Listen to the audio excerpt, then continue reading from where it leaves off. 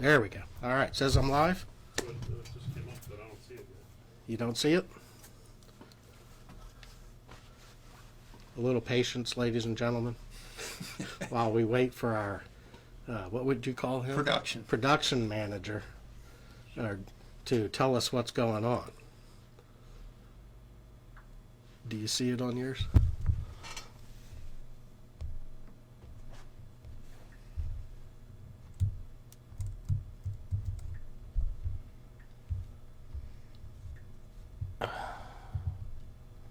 Oh, this is stupid.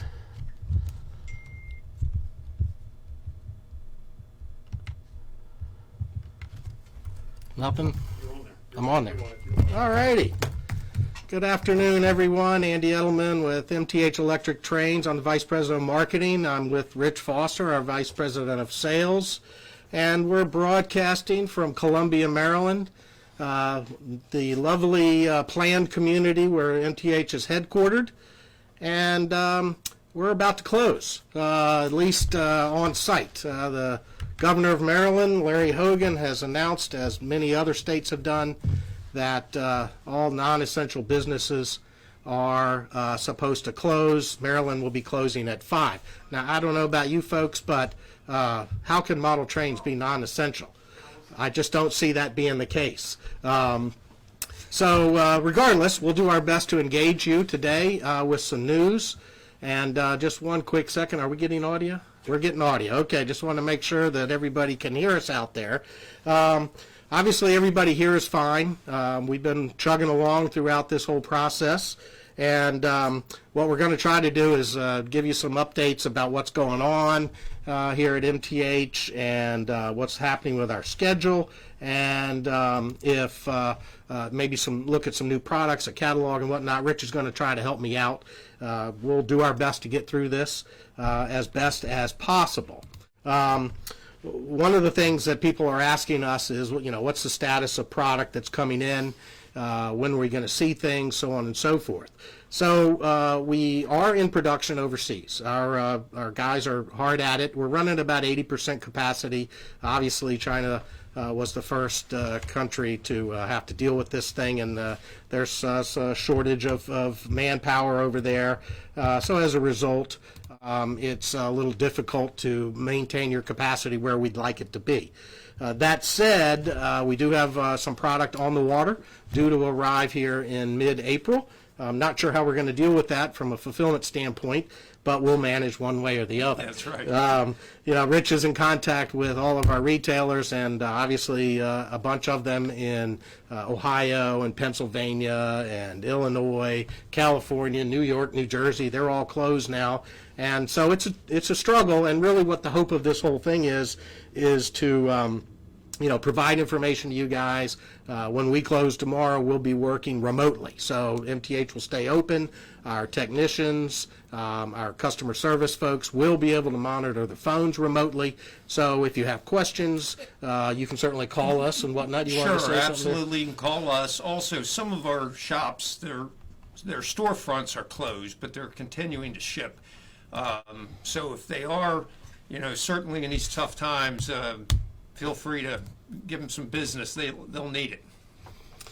Exactly. And I think the other thing to be aware of is, as I said, we have that shipment coming in, and we'll be posting that information up on the website when that shipment gets a little closer. But there is a list of it that we'll just kind of walk through super fast. Well, not going to really walk through it. You're just going to see it scroll through on the screen, and maybe there's some items on there that you've been waiting for. So you'll be able to get to that list on the website in the coming days. We try to do that about the first of the month and the middle of the month. Obviously, product is a little slower right now, so it's a little bit more difficult to do that. When we don't have things coming in all the time. Correct. But at least you know that the product is being produced and on the way, and that little list will certainly give you some hint to that. Okay, so the big thing that we're also trying to encourage here is if anybody's got any questions while this broadcast is going on, by all means, have at it, post them, and we'll try to get to them. My man Charles is going to feed us those questions as we go along, and we'll do our best to answer them. Rich may stutter here and there about it because, If we don't know, we'll make something up. yeah, I mean, that never hurt anybody, right? No. A little false information, it's all good. While we wait for some of those comments to come in, Rich, why don't you give us a little taste of the Union Pacific. Hold on for 1 second. I hit the wrong button there. There we go. That's the button I want. The Union Pacific, powered by our people. What can you tell us about that? Yeah, it's one of our newest Union Pacific engines. They've been coming out with quite a few real cool paint schemes of late, and this one's one of the more intricate deco schemes we've ever done on a diesel. So you can check that out. It's a fantastic engine, and just got into shops just recently. Now, one of the things about that engine that a lot of people may not know is it has a Kula Belhorn. It's part of the DCS system where we've been doing coolable whistles on steam locomotives in the Premier line. This locomotive has a multi-chime horn, and so last year we started doing coolable horns. So you can tweak the horn. That's not really realistic in the sense that when the engineer blows the horn, all 5 horns blow in this particular case. But it's kind of cool, and you do that with the DCS remote. There's a way to trigger it. The instruction manual will tell you how to do that. You can also do it with the app if any of you are running the DCS app, the premium version and the WIU. You couldn't do it with the Explorer, but you can do it with the WIU if you have the premium version installed. Charles, we have a question. When will the R40s slant nose be coming in? R40 slant noses are not on the list. That was the question. When are they coming in? That's the New York Central Subway set. I don't think that they're on that initial list. No, I think sometime in June is when we expect them. You have folks asking for the HO triplex. There's also people online asking about an HO triplex. A little funny story about that triplex and some of the other steam locomotives we've done. We did the triplex in Rail King, Premier, Rail King 1 gauge, our G-scale models, and HO. And that was a super popular engine in every one of those scales, except it took a little longer in G. I never understood that. Yeah. Yeah, that was kind of weird about that. Maybe the G guys just don't know about triplexes. I don't know. Slower. Oh, they're in slower, that scale. those people? Yes. Okay. No, All right. Speaking of G gauge, when will the SD70 be getting it? The SD70 G-gauge engine was the next question. When is that coming? I don't think they liked our banter. So the SD70 Ace is actually going into production right now. The tool has been completed. We've started to get some test shots. We had production samples. Production in sample, here, yeah. and we have been testing. Everything looks very good on it. Right. So If anybody went to any of the shows that we've been doing, which we obviously can't do anymore, you would have seen that Ace at all the shows that we did this year, starting in January, I guess. Yeah. I don't think we had. I don't know if it hit all of them since the first of the year, but once we got the samples in, we were taking it to every show. Sure. And it got a lot of great compliments on it. It did. So that's one of the things that we'll focus on in upcoming social media posts and the web newsletter, the e-newsletter. If you don't subscribe to that, by all means, go to mthtrains.com and click on the newsletter sign up. You can pick your scale, HO, G scale, S gauge, O gauge, template, all of that stuff is on there. So pick your scale. You can pick multiple ones too, by the way. You don't have to restrict yourself to one scale. So certainly that will that's an option for you to get the latest information. And we'll try to do that with these social media broadcasts remotely from home, if in fact I can make all the equipment work. Yeah. I certainly am not going to leave it up to you, Rich, to try to do it at your house. No. That would be a disaster. It'd never get to you folks. Right, So right. Philip wants to know what happens to items that are currently at MTH but not shipped to the dealers. So the question from customers is, what happens to items when they're we here are- but not to dealers? We are holding some dealer shipments because they can't accept them at the moment. So they're patiently sitting here waiting for the go-ahead where we can ship some of the shops. So don't worry, they're going to end up, those shops will end up getting their product. Just be patient with them a little bit. Yeah, it's obviously a scenario here that we're going through, all of our competitors are going through, and certainly all of our MTH authorized retailers are going through about how to deal with this. And we certainly want the customer to stay abreast of what's happening. We want to get the product to you as best as we can, but it's going to be a slow go, I think, and we'll do our best to get it out to the retailers. The retailers will do their best to get it out from there. RJ wants to know, are we still planning to release a catalog during what would be York Week, or holding on to it until this all blows over? So RJ just posted a question about whether or not we're going to be doing a new catalog. For those of you who don't know, we did just release our ready-to-run train set catalog, and that's now online, and you can go to the website, click on catalogs, and go through that. Rich, a little feedback on that catalog. Yeah, maybe. it's a brand new 2020 ready-to-run book. Some stores will have them this week if we're able to get some out today and they're able to accept them. But there's a lot of great product in there. The beginning of the book obviously talks a lot about DCS and whether you want to use the handheld, the app. And I tell everybody at the train shows, I'm the MTH tech moron. If I can use the app, any human being can, and I don't pick the remote up anymore. So I encourage you to take a fresh look at it, and it's fantastic. There's a lot of great holiday product in that ready-to-run book. As you've noted the last couple of years, we've done quite a few lit up cars with LEDs and very colorful, very bright, and take a look at those as well. Absolutely. One of the things about those catalogs is that they're interactive. So when we tell you to go to the website and click on catalogs, you're going to see an interactive catalog. You can click on pictures. It'll zoom up so you can see the image better.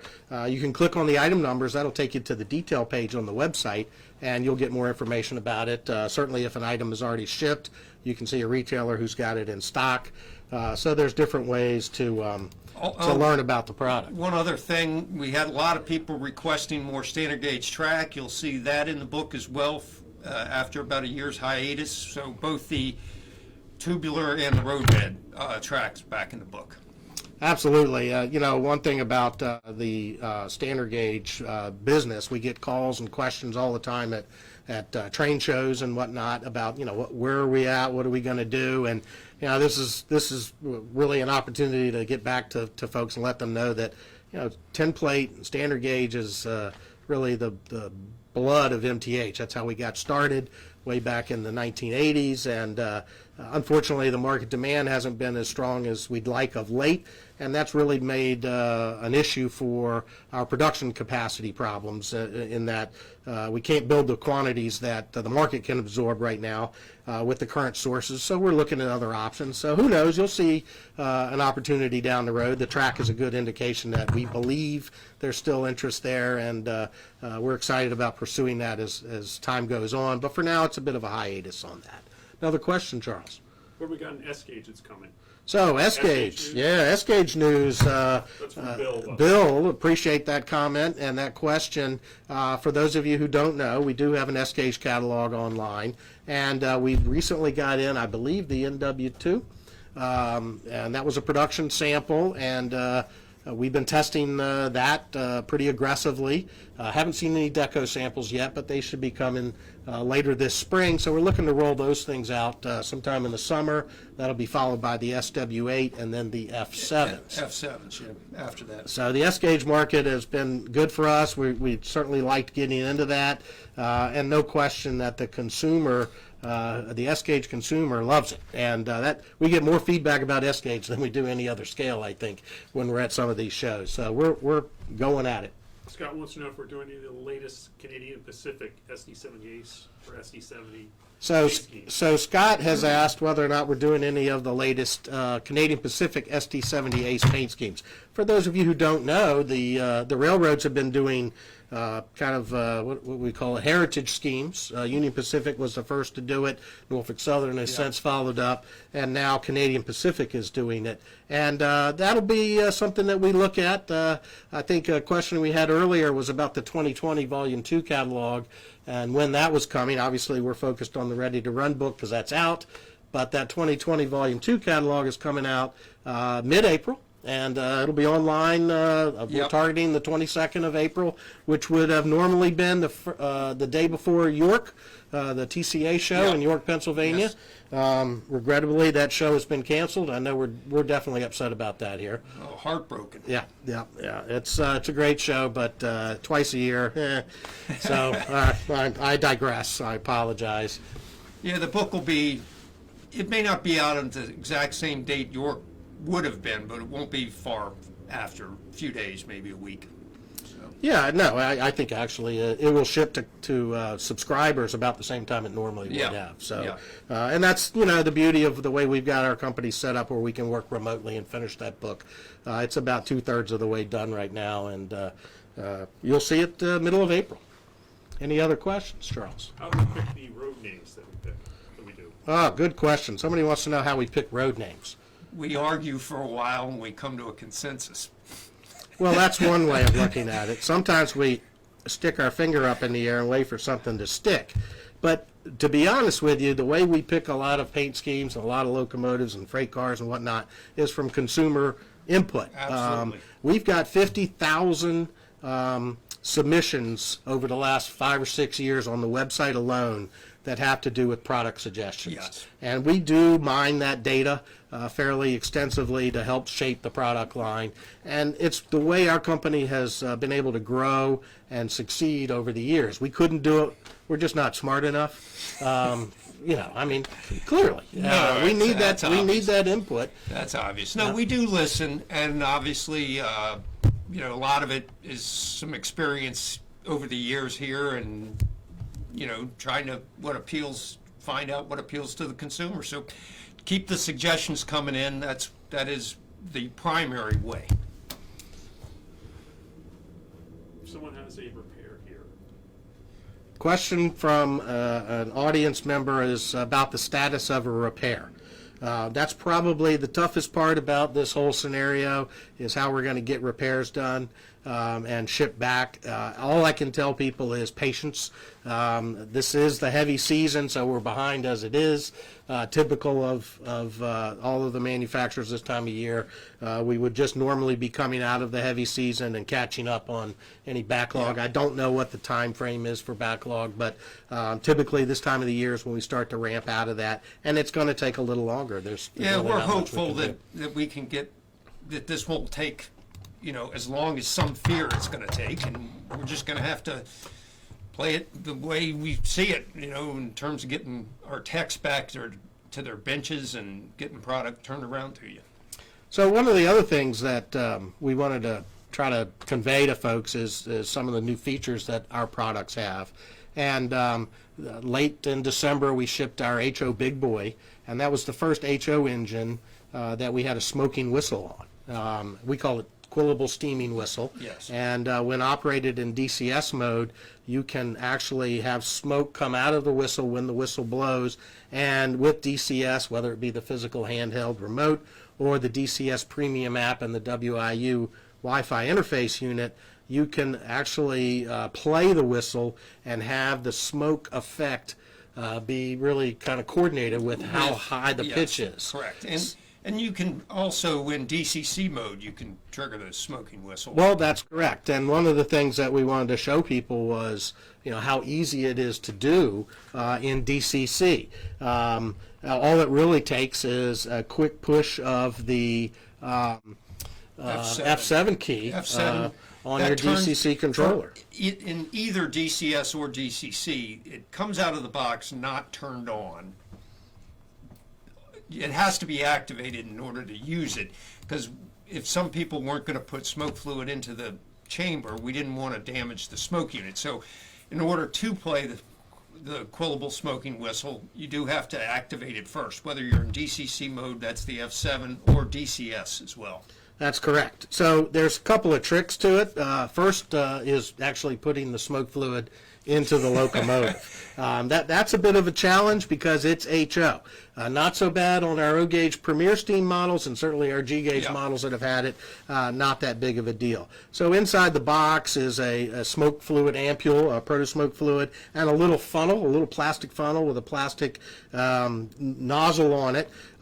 You just snip the end off the pipette and attach the nozzle to it, and then you're just going to put a couple of drops into that smoke unit, and there's a hole beneath the smoke. The whistle. Beneath the whistle. Right, and it's hard to see. I'll be honest with you. You can see here in the video a couple Gotta little put your drops coming cheaters out. on. Well, you may need more than that. It's a trick. So you see in the demo here, we're putting the nozzle into the hole, and it's really hard to see. I think the next locomotive that is shown in this demo is the big boy. We have a little bit more of an overhead view, Yeah. and you can actually see the hole in the video. It's just a couple of drops. You put too much in, and it's not going to work. It's not a big reservoir down there. Right, very, very small. It's a separate smoke unit with a separate fan. That fan is controlled by the Protosound 3 microprocessor, and it's going to speed or slow down that fan and heat up or cool down the resistor to change the intensity of the smoke based on the pitch of the whistle. Correct. Now in DCC mode, it's just on or off. In DCS mode, you actually can trigger it. So here's a MRC remote control, and we've called up engine number 3, the default engine, and then we're going to hit F7, and keep in mind it may take a few moments for the generator to heat up. So you may not hear or may not see the smoke right away. So don't be concerned about that. But at that point, you're just hitting F2, and that's blowing the whistle, and eventually that smoke will come out of there, and it's pretty darn cool, and it's easy to use with DCC, and that'll be with any controller. It doesn't matter whose controller it is. We're using an MRC in that demo, but it doesn't matter. Yeah. So that's pretty slick. We're pleased with that. In another episode of these social media broadcasts, we'll talk about how to trigger that quillable steaming whistle with a traditional transformer. So stay tuned for that down the road. Another question, Charles? Are we still shipping from the warehouse? So the question is, are we still shipping from the warehouse? Well, therein, of course, lies part of the problem with this shutdown. I just don't know how we're not an essential business, but so be it. Well, if we have opportunity to get product out, we absolutely will. No question we want to. Just stay tuned a little bit, and we'll let you know. A lot of stuff going out today, I can tell you that. We're in a hurry to get it out, so Yeah. we're doing our best. Anybody else? Just the chrome-plated Empire State Express? Question from another viewer was about the plated Empire State Express. I believe we've seen a test shot, no? I've seen a test shot. Yeah, haven't seen an assembled model yet. No, but it looked very good, and the finish is going to sell that engine, no question about it. All the plated cars do so. They're just beautiful. So we are running behind, but we want that thing to look as good as possible. Absolutely, absolutely. So anyway, that's, a little insight into what's going on here. Certainly, we're not happy about the scenario that we're all in. We're doing our best to practice our distancing, though I think you're a smidge closer to me than you should be, Foster. You're magnetic. Well, I know. I appreciate that. Thank you. Folks, again, you guys stay safe out there. Enjoy your hobby in the safety of your home. And if, like I said, a lot of our dealers are still shipping trains out there. So if you have the opportunity, support them. And like I said, they're going to need it as well. Thank you. Be safe.